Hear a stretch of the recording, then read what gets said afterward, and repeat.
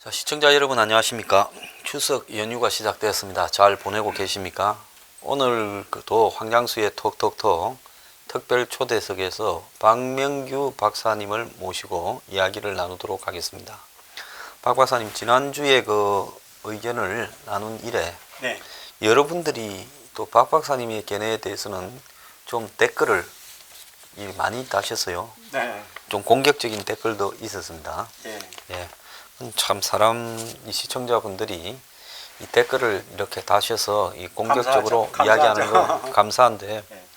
저는 뭐 어떨 때는 보면 성질도 좀 나요. 예. 그렇지만은 뭐 또 그것도 이렇게 관심이라고 생각을 하고 예. 받아들이려고 이렇게 노력을 하고 있습니다. 예. 자, 그런데 저보고 뭐라 할 때는 그냥 웃고 마는데 예. 제가 초대한 손님 보고 뭐라 할 때는 저보고 뭐라 할 때보다는 조금 더 신경이 쓰이더라고요. 예. 근데 이제 이 말씀들 중에 저보고도 항상 이야기하는 겁니다. 너는 앉아서 맨날 방송만 하지 뭐 길거리로 안 나가냐. 하하하. 네? 네. 이러는데 제가 오늘 제 방송을 하면서 거기에 대한 이야기도 했는데요. 네.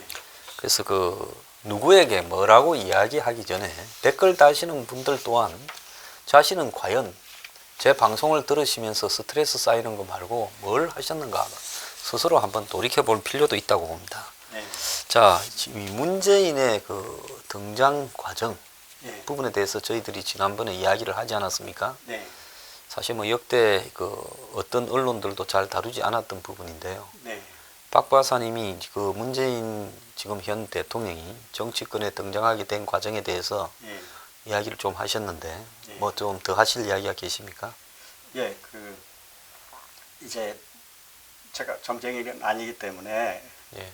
뭐랄까 제가 자신은 할 수는 없지만 예. 그 문재인 대통령이 등장하기까지에 관해서 그 원인이랄까 배경에 대해서 얘기를 한다면은 몇 가지 드리고 싶은 말씀이 있습니다. 우선은 진보 내지 좌익 진영의 구조예요. 이것은 보수 우익 진영도 구조는 마찬가지죠. 이제 맨 위에 그 핵심 그룹이 있죠. 핵심 그룹이 있는데 그 핵심 그룹은 드러나는 핵심 그룹이 있고 드러나지 않는 핵심 그룹이 있죠. 그 다음에 그 밑에 이제 많은 지식인들이랄지, 예를 들어서 조국 교수랄지 이런 사람들이 많이 포진하고 있죠. 그 다음에 이제 다수의 촛불 부대가 있고, 그 다음에 이제 지지 국민이 있죠. 그런데 이제 여기서 가장 중요한 것은 그 핵심 그룹의 일부가 북과 연결이 되어 있을 것이라고 이렇게 추정을 하는 것이죠. 그리고 임종석 씨 같은 경우에는 지난주에도 우리가 말씀을 나눴습니다만은 북한을 위해서 수금 활동을 적극적으로 했지 않습니까? 방송사 들어다니면서 예. 이렇게 좀 돈을 예. 북한에서 위임장을 받아서 북한 이 뉴스 화면을 사용한 비용을 이렇게 받아갔죠. 제가 예. 참 고상한 용어를 쓰려고 노력을 하다 보니까 말이 빨리 안 나오네요. 예.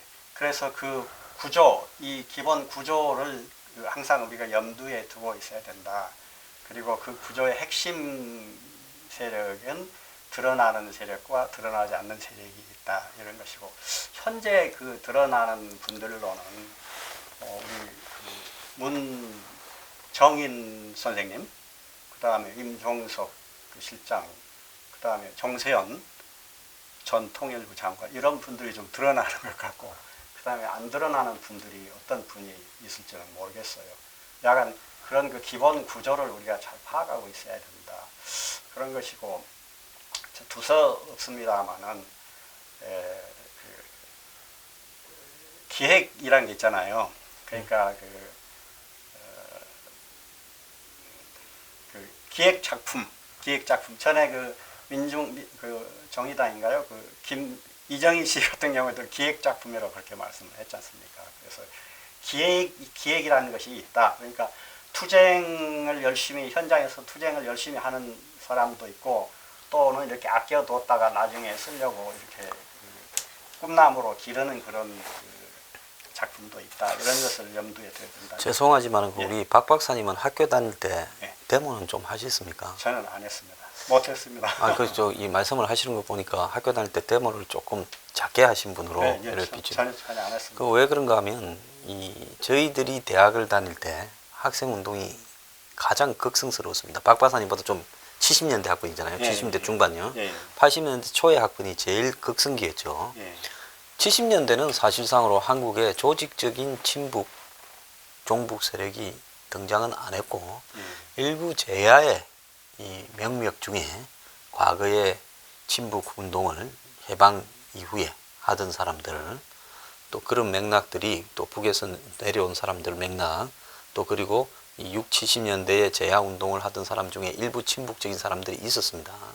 그런 맥락들이 쭉 내려오면서 밑에 숨어 있었지만은 전체 사회 운동이나 학생 운동에 장악은 못 하고 있었어요. 예, 근데 80년대 초반 들어오면서 이제 PD 계열, 이제 소련의 사회주의 노동자 계급의 혁명을 추구하는 세력과 NL이라고 해서 이제 북한의 김일성 체제를 이렇게 추앙하는 세력으로 운동권이 나눠졌지요. 예, 이들 둘이가 원수처럼 싸우지 않았습니까? 예, NL, PD가요.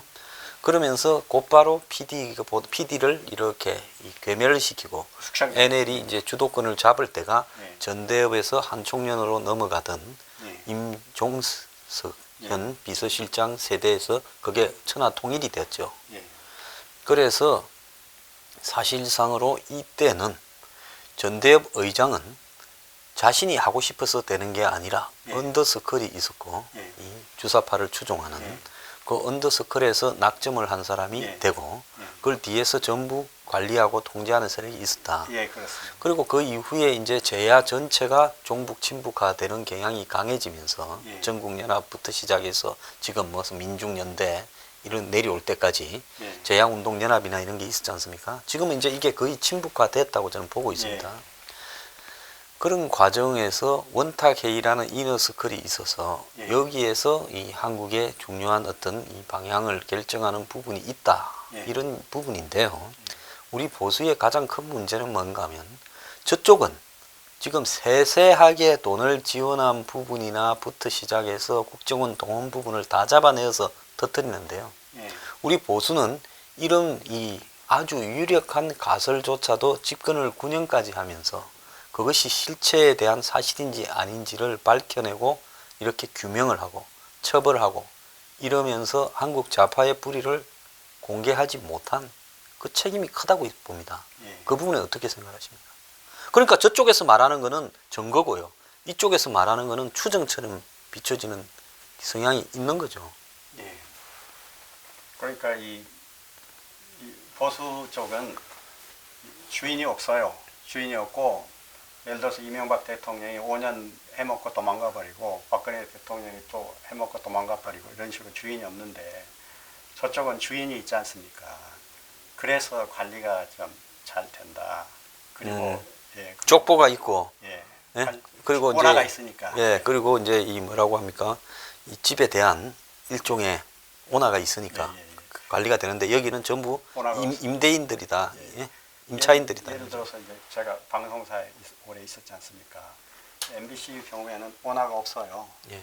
전에 이제 박정희 대통령 살아계실 때는 이제 그 이렇게 질서가 서 있었는데 이제 박 대통령 이제 가신 뒤에는 이제 소위 민주화 된다고 하면서부터는 더욱이 오나가 없어가지고 그냥 언제 휘둘릴지 모르는 거예요. 그런데 거기에 비해서 SBS는 오나가 있잖아요. 그래서 아주 일사불란하게 상대적으로 볼 때 잘 나가는 겁니다. 그런데 이러한 구조가 우리나라 정치와 똑같은 거예요. 보수 쪽은 오나가 없어가지고 그냥 야단치는 사람도 없고 계획을 세우는 사람도 없고 질서를 잡아주는 사람도 없고 서포트 해주는 사람도 없고 아무것도 없는 거예요. 근데 저쪽은 오나가 있잖아요. 예. 그 다음에 이제 또 한 가지 생각해 볼 수 있는 것은 이게 굉장히 중요한 얘기인데 그 김일성이 제가 연도는 기억을 못 하겠습니다만 김일성 교시에서 그러니까 그 지침이죠. 지침에서 공부 잘하는 애들은 데모 현장에 보내지 말고 공부를 열심히 시켜라. 그래가지고 예를 들어서 뭐 사법시험에 합격하게 하든지 그렇게 해라는 그런 교시를 내렸어요. 저는 그렇게 알고 있습니다. 그래서 그러한 점도 염두에 두고서 우리가 생각하는 것이 좋지 않겠는가 그런 생각도 듭니다. 저는 그런데 뭐 김일성이 그걸 만약에 실제로 그렇게 했다면 별 의미 없고 할 필요 없는 이야기를 했다고 보는 게 예. 실제로 80년대 초반 초중반에 또 후반에 대학을 다녔던 많은 사람들이요 이 뭐 극소수의 뉴라이트라고 해서 그 사람들도 저는 과거에 자신들을 철저히 반성해서 사회주의 운동을 한 부분에 우파로 전향했다기보다는 좌파가 망한 데서 나타난 기회주의자들이 우파 정권이 들어섰으니까 한자리 해먹으려고 온 것이지 정말로 투철한 이념적 전환이 있었던 사람들이라고는 보지 않습니다. 미국에도 좌파하던 사람들이 네오콘이라고 거구가 됐는데요. 그 사람들은 철학적이고 이념적으로 자기 토대가 튼튼한데 지금 한국에 뉴라이트로 해서 이쪽으로 전향한 사람들은 출세라든지 예? 뭐 어떤 뭐 국회의원직에 들어간다든지 이런 데 더 몰두했다 이렇게 보고 그 외에 나머지 데모를 많이 했던 뭐 예를 들어서 소극적으로 했던 대부분이 세월이 지나면서 직책이 올라가고 안정적인 자리에 가면 한때는 운동권에 대해서 참여하든 소극적 참여하든 적극하든 안 그러면 방관자든 그랬던 사람들이 세월이 바뀌게 되면 현실에 적응을 해서 상식적인 사고를 가져야 되는데요. 수많은 사람들이 이 주사파 운동권에 대해서 이 심정적으로 옹호하는 이런 부분들이 지식인 사회에 보편적으로 남아 있어요. 대표적인 게 방송국하고 언론사입니까? 예. 어떻게 방송국 언론사에는 보수는 하나 없고 전부 다 스스로 진보라고 하거나 좌파적 속성을 가진 사람들만 난무하는가? 이 문화 이데올로기를 장악하는 이 지식 분야지 않습니까? 예. 거기에 어떻게 이런 일이 벌어지고 있는가 하는 게 제가 굉장히 의심스럽고요. 더 나아가서 법원에도 지금 그런 현상이 지금 벌어지고 있고 더 나아가서 또 교육계도 그렇게 되고 있고 그래서 지금 보수가 전면적인 이념적 전쟁에서 완전히 패배하는 양상으로 가고 있다는 것이 한국 사회에 저는 심각한 문제라고 봅니다.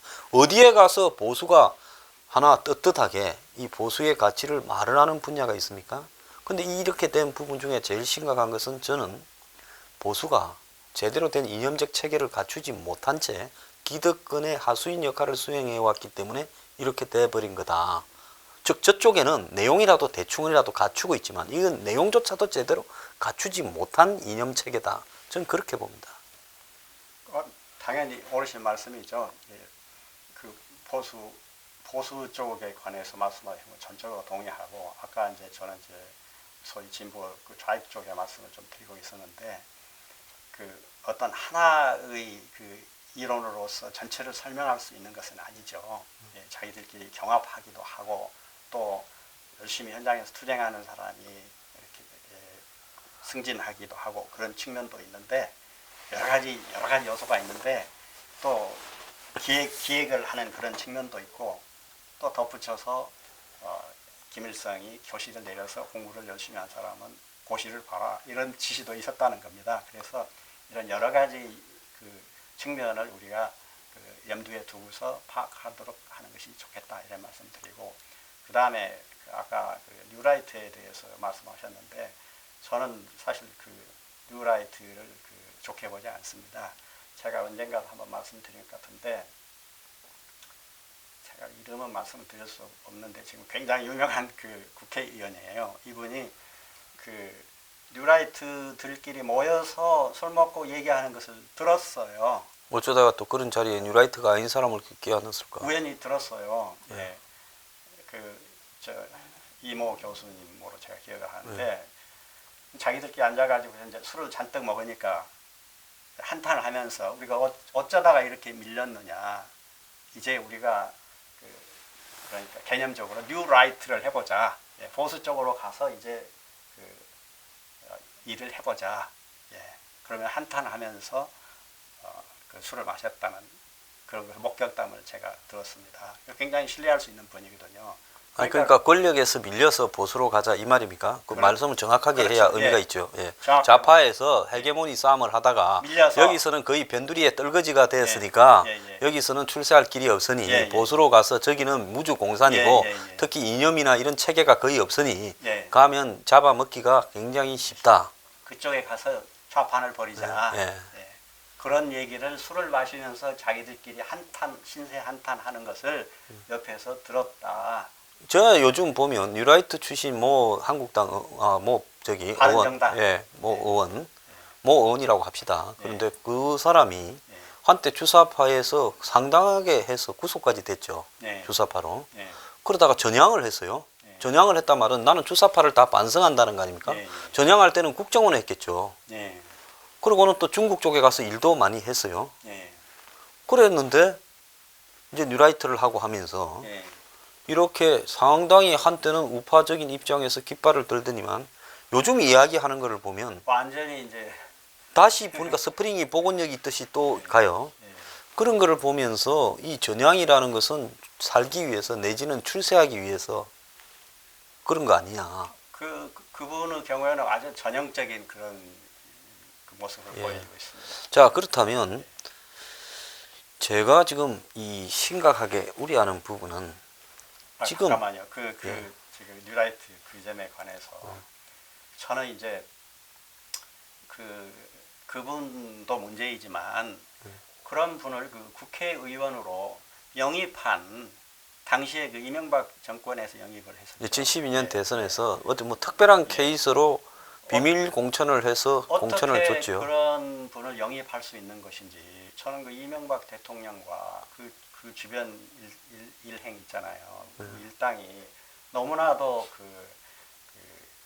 뭐랄까 실망스럽다는 것입니다. 그리고 그분이 이제 나와가지고서도 계속 이상한 발언을 했어요.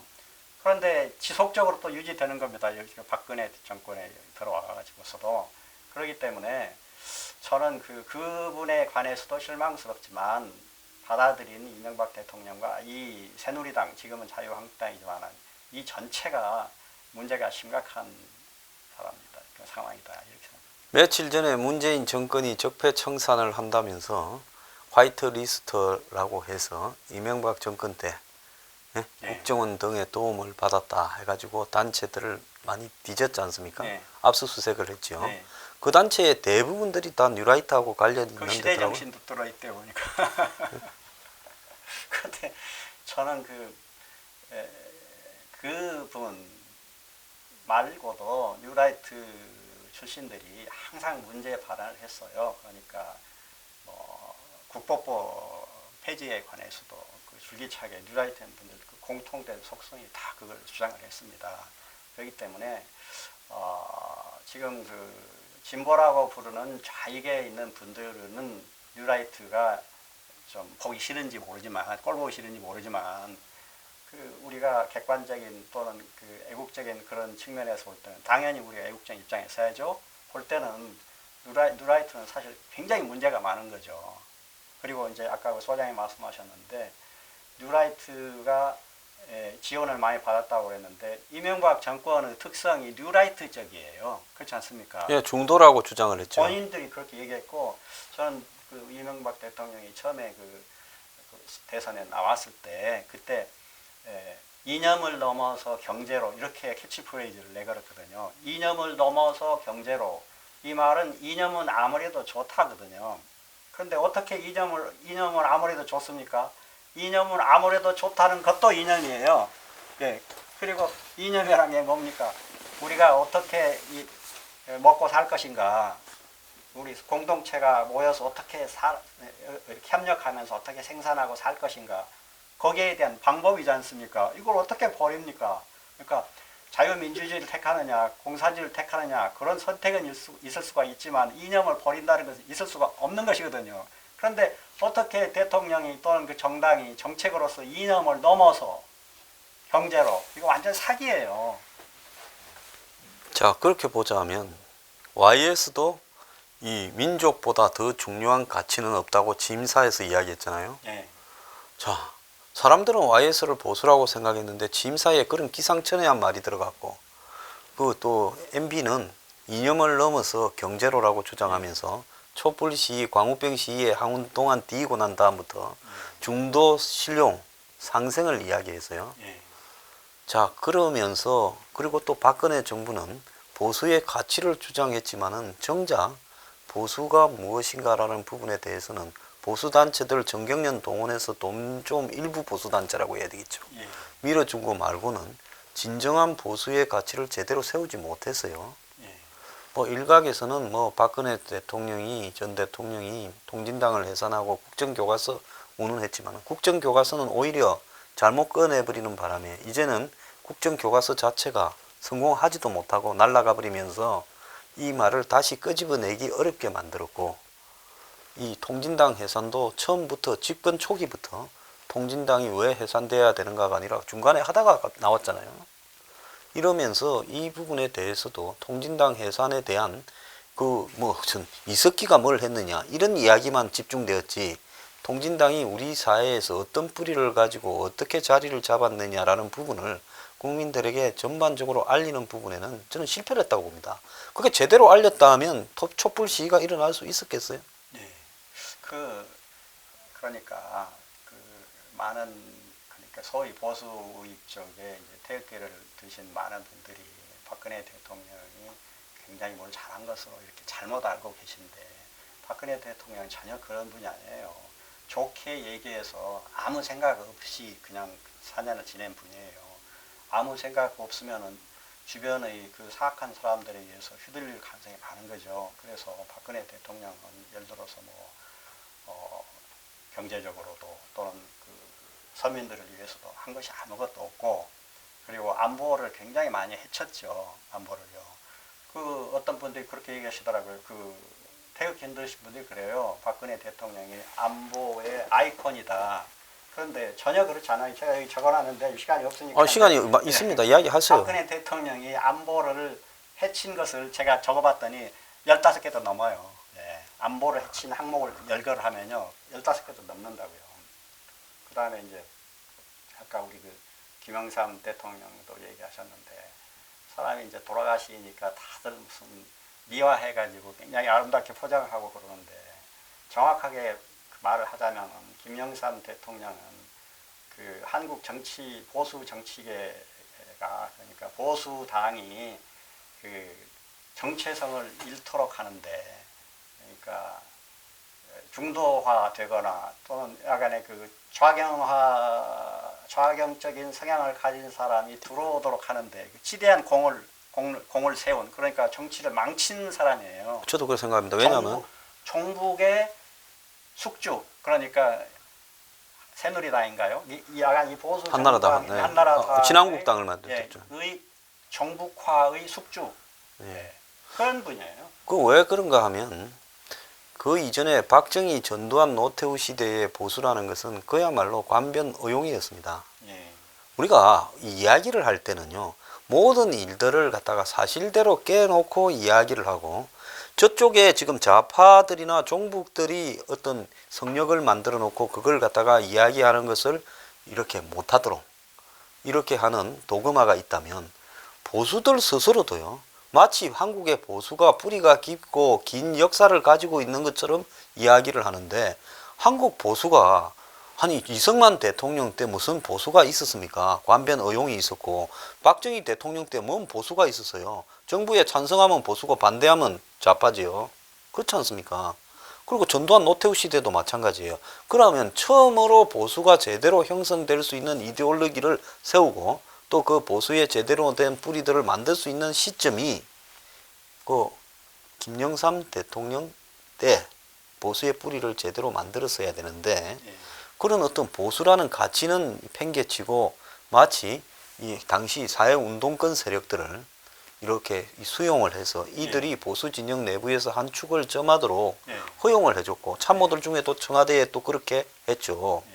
그러면서 마치 그 이후에 이제 좌파 세력들이 집권을 하는, 민주화 운동 세력들이 집권을 하는 계기를 열어줬고, 또 민주화 세력 이꼴 좌파 세력이라는 것처럼 비춰지도록 하는 동기를 제공한 부분에서는 저는 김영삼 대통령이 크게 비판을 받아야 된다. 그럼요. 본인은 보수 지금 돌아가시고 난 뒤에는 마치 민간 보수 시대를 열은 사람처럼 이야기. 사람으로 저는 그렇게 보지는 않습니다. 아주 죄를 많이 지은 분이에요. 그리고 또 그 정권 내부에서 분란을 정치적인 자기의 감정에 따라 분란을 일으켜 가지고 네. 김대중 정권이 탄생하도록 스스로 만드는 사람 아닙니까? 그럼요. 예. 그 IMF를 갖고 와서 동기도 제공했고요. 당시에 그 전두환 대통령에 관한 뭐랄까 그 과거의 뭐죠 그 과거의 판결을 뒤집고 또 이렇게 그 5.18에 관해서 다시 그 판결을 뒤집은 그래서 감옥에 보내고 이런 일을 했었죠. 그때. 성공한 쿠데타는 처벌할 수 없다라고 하다가 갑자기 입장을 뒤집었어요. 그러니까 박근혜 대통령이나 김영삼 전 대통령에 대해서 공통점은 이 몸만 튼튼하면 머리를 빌릴 수 있다라고 하는 부분에서는 두 사람의 좀 공통점이 있어요. 박 대통령은 말은 그래 안 했지만은 예. 둘이 굉장히 비슷하다고 보는데 그런데 이 머리를 빌리는 게 쉬운 일이 아니다라는 걸 드러낸 거 아니겠습니까? 그 머리가 잘못된 머리가 많이 나올 수 있다라는 걸 보여준 사례죠, 두 사람 다. 맞습니다. 그래서 한 사람은 IMF로 불행하게 되었고 한 사람은 어떻게 됐어요? 본인이 스스로 불행하게 됐지 않습니까? 예, 맞습니다. 자, 그런데 문재인 대통령이 지금 이 부분과 관련해 가지고 이제 대통령이 되는데 성공을 했는데 예. 저분이 하는 이야기나 어떤 내용들에 보면 어제도 보면 며칠 전에도 보면요. 예. 14 남북 정상회담 10주년 기념식을 정부 주최로 하면서 또 평화를 이야기하면서 보수 9년이 잘했으면 마치 지금 이런 사태까지 안 왔을 건데 보수 9년이 잘못해서 이런 사태가 온 듯이 이야기를 해요. 거기에 따른 김정은이나 김씨 일가의 책임은 하나도 묻지를 않습니다. 마치 박근혜, 이명박이 북한과 대결식으로 가서 이렇게 됐다고 이야기를 해요. 그런데 북한한테 퍼주려고 노력했던 사람 중에는 이명박 대통령도 중요한 위치를 점하고 있었어요. 아, 그럼요. 2009년입니까? 천안함, 2010년이죠. 그 다음에 또 연평도. 이 와중에도 북한에 철로 연결하자, 또 무슨 뭡니까? 남북로 가스관 연결을 하자, 예? 전기 연결하자라고 하면서 북한 사람들을 측근을 싱가포르이고 북경에 보내가지고 만나려고 하고 그 다음에 돈 봉투도 줬다가 다시 내던지는 망신을 당하고 하지 않았습니까? 연평 포격할 때 그 공군이 출격했다가도 그것도 중단시키고요. 사격 못하게 하고 그랬죠. 예. 그래서 그러니까 이 이명박 대통령이나 박근혜 대통령은 김대중 대통령이나 노무현 대통령보다는 상대적으로 못했지만 그래도 그 분 둘 다 북한에 굉장히 많이 퍼준 거죠. 그렇죠. 예. 그리고 박근혜 대통령의 드레스든 선언 같은 경우에도 북한에 여러 가지 대화를 제안했죠. 뒤로 뒷구멍을 파서 남북 정상회담이 되면 하려고 전부 노력했지. 안 그런 사람 하나도 없습니다. 아, 그리고 그 박근혜 대통령 이제 우리 그 국민들이 시청자들이 깜빡하기 쉬운 건데 그때 목함 지뢰 사건이 있었지 않습니까? 예. 그때도 이제 목함 지뢰 터지니까 군복 입고 그 지하 벙커에 와가지고서 이렇게 회의하는 모습을 보여주니까 국민들이 야 우리 대통령 대단하다고 그랬는데 바로 그 뒤에 바로 한 2, 3일인가 있다가 북에 또 돈 줬어요. 팩트입니다. 그러니까 우리 국민들은 잘 모르고 있는 거예요. 박근혜 대통령 뭐 인도적 지원인가 해가지고 그때 아까 그랬던 것 같습니다. 말씀드렸지만 박근혜 대통령은요 안보를 지킨 대통령이 아니에요. 안보를 허무는 대통령인데 아까 말씀드린 것처럼 차이는 우리 김대중 대통령이나 노무현 대통령은 좀 열심히 하신 분이고 그 열심히 했다는 말은 북한에 열심히 했다는 거죠. 열심히 하신 거고 우리 이명박 대통령이나 박근혜 대통령은 상대적으로 조금 덜 열심히 했다는 것이지 똑같아요. 그래서 문재인 대통령이 이 9년 동안에 모든 것이 망가졌다라고 이야기하는데 책임을 김정은에게 세우는 게 아니라 한국의 남한의 보수 정권을 담당했던 사람에게 책임을 세우고 있어요. 말이 안 되는 거죠. 뿐만이 아니라 물론 당연히 말이 안 되는 것이고 사고를 치는 사람은 먼저 야단을 쳐야죠. 네. 말이 안 되고 또 하나 지적해야 될 것은 지금 김대중 대통령, 노무현 대통령 그 10년에 지금 그 일을 굉장히 망가뜨렸잖아요. 왜 그건 얘기를 안 합니까? 박근혜 대통령 아니 14선언이 그대로 관철됐으면 그 정신이 지금쯤은 평화가 이룩됐을 거라고 이야기를 합니다. 근데 14선언 내용을 보면요. NLL이고 뭐고 다 허물고 그리고 북한하고의 관계에 있어서 우리가 그냥 주면서 북한의 페이스를 따라가자라는 부분이 그 정신의 기본인데 저는 14선언대로 했으면 벌써 적화되었을 가능성이 높다고 보고 있어요. 맞습니다. 그런데 그걸 기념을 하자고 정부 주도로 어제 63 빌딩 그 비싼 데서 예. 리셉션을 했어요. 예. 근데 그 강연을 문정인이가 했어요. 예. 문정인이가. 예. 강연을 하면서 북한 핵을 이제 인정하자. 북이 더 핵이 강해지면 남한의 적화 전략이 통할 것이다. 즉 남이 적화될 거다. 그러면서 미국의 트럼프가 특사를 보내가지고 북하고 딜을 해라. 북한이 원하는 거를 어제 그 앞에 대통령 앉혀놓고 강연을 하면서 엊그제 다 한 거예요. 자, 그렇다 하면 문재인과 문정인은 서로 색깔이 똑같은 거 아닙니까? 말씀드렸잖아요. 첫째는 이제 자기가 임명한 사람이잖아요. 그러니까 대리인이죠. 에이전시죠. 그리고 그 사람의 행위는 이제 문재인 대통령의 행위인데 특별히 문제가 발생했을 때 야단치지 않으면은 그걸 승인하는 것이 되잖아요. 그러니까 문정인의 얘기, 임종석 씨 행위, 뭐 정세현의 뭐 언행 이게 다 문재인 대통령이 떠안은 거죠. 당신의 행위예요. 말이고. 네. 그래서 보통 심각한 것이 아니라는 거죠. 그래 놓고 이제 그 다음날 영수회담을 한다고 이제 청와대로 야당을 불렀는데 자, 그러면서 그날 또 동시에 한 일이 있습니다. 뭡니까, 부패 척결, 예? 네. 이 반부패 협의회를 개최해서요. 네. 대통령이 사정기관 책임자들 다 불러가지고 나 청와대까지 포함해서 다 조사해라. 부패는 샅샅이 다 작살내라. 그리고 각 부처별로 부패 청산과 관련되는 부분에 대해서 보고해라. 네. 그리고 또 국회에서는 공수처 설치하는 것과 관련해가 회의를 개최하고 네. 또 대법원장은 취임을 하면서 내 취임이 사법개혁이다 했습니다. 네. 그래서 전방위로 보면 네. 정의를 빙자한 칼춤이 예고가 돼 있어요. 네. 근데 다 겁먹고 있어요. 네. 겁나십니까 혹시 박 박사님은? 박 박사님은 과감하게 이야기해야 겁이 없다라고 보여지지. 겁나십니까 하는데 한 2, 3초 생각하면 겁먹은 것처럼 비춰지거나 또 저는 워낙 이렇게 겁이 많아요. 소리가 좀 작아시면 겁먹는. 이 양에 나왔는데 뭐 이래도 잡히고 저래도 잡히고 하는데 마음대로 하라 그래야지. 저는 워낙 겁이 많은 사람입니다. 예. 자, 지난번에 이 고향이 정확하게 어디입니까? 광주십니까? 겁에 대해서 말씀 한 가지 드리고 싶은 거. 네. 겁을 말씀하시니까. 저는 우리 황 소장님이 굉장히 용감하시다고 생각하는데 제가 또 한 분 우리 지만호 박사님도 용감하시다고 생각하는데 이 보수 진영이 굉장히 의리가 없어요. 그래가지고 이렇게 바른 소리를 하고 투쟁을 하다가 이렇게 검찰에 불려가고 그러잖아요. 그럼 아무도 봐주는 사람이 없어요. 예. 그래가지고 예를 들어서 우리 황 소장님도 상당히 곤욕을 치르셨잖아요. 전 박근혜 정권에서 곤욕을 치렀죠. 예, 예, 예. 미리 다 떼어가지고 요즘은 튼튼해졌습니다.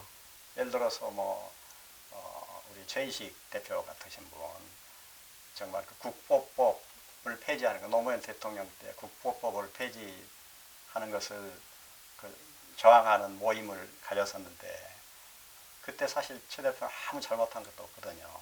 근데 뭐랄까 1년 반의 집행유예인가 얼마가 그걸 받았어요.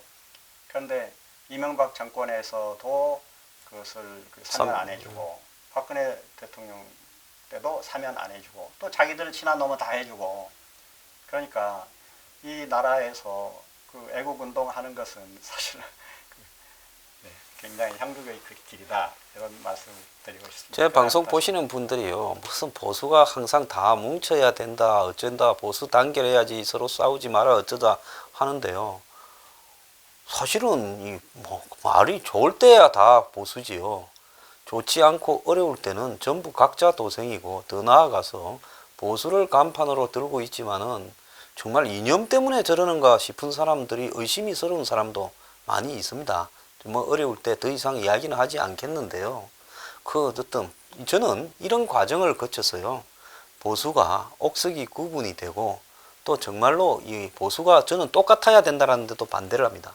보수가 여러 가지 컬러가 있어서요. 서로 간에 완전 치열하게 내부 이렇던 투쟁도 이렇게 벌리고 또 문재인 같은 저런 대통령이 나와서 보수를 갖다 체에 떠가지고 정말 이게 보수인가 어디 지금 관변의 앞잡인가 이런 것도 정리하는 이런 과정들이 거치는 것도요. 내가 그걸 바람직하다라고 생각하는 게 아니라 그런 것이 이 정말로 옳은 이념으로 정화되는 과정에서 거쳐야 될 저는 과정이고 신이 있어서 이런 시련을 준다고 봅니다. 저는 이런 식으로 보수가 더 집권을 했다고 하면 대한민국은 썩어 문드러져서 그야말로 무너질 수도 있었을 거라고. 왜 보수가 집권하면 모든 것이 잘 될 거라고 생각하느냐. 보수 우리가 눈으로 본 보수가 보수냐. 이런 부분에 대해서도 깊이 한번 반성을 해야 된다 봅니다. 그다음에 아까 무슨 말씀하셨죠? 네, 죄송합니다. 저기 호남이 이제 마지막으로 일부에 호남이 그 고향이다라는 부분 때문에 이 보수계에 계시면서도 차별을 좀 받거나 좀 그 댓글도 또 그런 이야기가 하나 있더라고요. 예, 일단 저는 이제 친구들이나 제 주변에 만나는 사람들과 대화하는 데는 문제는 없어요. 친구들에게 제가 뭐 김대중 대통령을 비판하는 경우도 있고 또는 뭐 5.18에 관한 얘기를 하기도 해도 다 잘 들어줘요. 그런데 설득이 됐는지 그건 모르겠어요. 약간 얘기하는 데는 문제는 없다. 네. 그리고 제가 이제 예를 들어서 전라도 어디 거리에서 그런 얘기를 했다고 하면 어떤 일이 발생했을지는 모르죠. 예. 약간 제가 그 친구들과 얘기하는 데는 그런 건 문제가 없다. 그런 말씀을 먼저 드리고 싶고, 그 다음에 이제 제가 이제 전라도 사람으로서 이제 보수 우익 애국 시민사회에 이제 관심을 많이 가지고 있지 않습니까? 예. 근데 그러니까 이제 이 보수 우익 애국 시민사회라는 것 자체가 새누리당이나 자유한국당 이런 데서 전혀 관심이 없는, 그러니까 딸랑이로 잠시 써먹는 그런 집단이기도 하고. 그런데 왜 그렇게 가수들 다들 그 근처 못 가가? 거기에 조금 뭐 당 대표나 무슨 중진이나 이러면 그 근처 못 가갖고 아주 딸랑딸랑 하면서 거기에 시녀처럼 하는 보수단체 사람들이 한둘입니까? 많죠. 많은 게 아니라 대부분이 그래요. 대부분이 그런데 뭐 지난번에도 한번 그 말씀을 나눈 적이 있는 거라고 생각하는데. 그럼 여전히 보수가 관변이나 의용을 벗어나지 못한 거 아닙니까? 그렇죠. 예. 다수가요. 예. 그렇죠. 그래도 이제 조금 차이는 있을 것 같아요. 좋은 차이라는 뜻이 아니라 전에는 예를 들어서 그러니까 뭐 박 대통령이랄지 뭐 전두환 대통령이랄지 그때의 이제 관변 단체는 그 국가 안보를 확실하게 한다. 이건 확실했거든요. 거기에 이제 박수를 치는 이제 관변이었는데 지금은 아까 말씀드렸듯이 이명박 정권은 안보를 튼튼히 하는 그런 정권이 아니에요. 그 다음에 박근혜 대통령도 안보를 튼튼히 하는 정권이 아니에요. 그런데 거기다가 딸랑을 하고 있으니까 이건 진짜 웃기는 거죠. 오늘 또 방송이 끝나면 악성 댓글이 많이 올라올 거라고 생각합니다만은 항상요, 이 당신이 생각하는 사고가 그야말로 조작된 것일 수도 있다. 그야말로 내가 아는 진실이 극히 일부일 수도 있다라는 걸 저는 이렇게 보수든 진보든 한국의 어떤 특정 사상에 매몰되어서 본인이 거기에 투철한 사상을 가지고 있다라고 생각하는 사람들일수록 진짜 진지하게 한번 고민을 해봐야 된다. 사실 이런 이야기 방송에서 하면 양쪽에서 돌맞아서 별로 하고 싶은 이야기는 아닙니다만은 네. 그것도 특히 추석 특집으로 할 이야기는 아닙니다만은 이 추석이니까 그래도 댓글들이 좀 온화해질 거라고 생각을 하고 과감하게 이야기를 했습니다. 이 양쪽에서 욕먹기 딱 알맞죠. 예. 그리고 이제 제가 그 전라도 얘기가 나왔으니까 짧게 한마디만 더 붙이면 우리 그 보수 우익 그 시민사회에 그 호남 출신 그 애국자들이 많습니다. 예를 들어서 우리 양동환 교수님, 굉장히 훌륭한 분이죠. 다 아시는 분이죠. 그 다음에 그분은 순천이에요. 그 다음에 이법철 스님, 불교계에 정통하시고 아주 가장 훌륭한 스님이라고 저는 생각합니다. 이법철 스님도 전라북도 출신이에요. 그다음에 최인식 대표 얼마나 훌륭한 분입니까? 이 최인식 대표 전라북도 출신이에요. 그다음에 우리 최대집 의사, 최대집 의사 이분 목포 출신이에요. 그다음에 또 잘 모르실 거예요. 또 김동문 기자라고 있거든요. 광주에서 활동하신 분, 이분도 굉장히 훌륭한 분이시고 또 잘 모르실 텐데 김순환 박사, 그다음에 또 순천에서 활동하시는 박종덕 그 선생님 등등 굉장히 많아요. 많은데 잘 알려져 있지가 않죠. 잘 알겠습니다. 자, 오늘 1부는 이것으로 마치도록 하겠습니다. 예, 시청해 주셔서 감사합니다.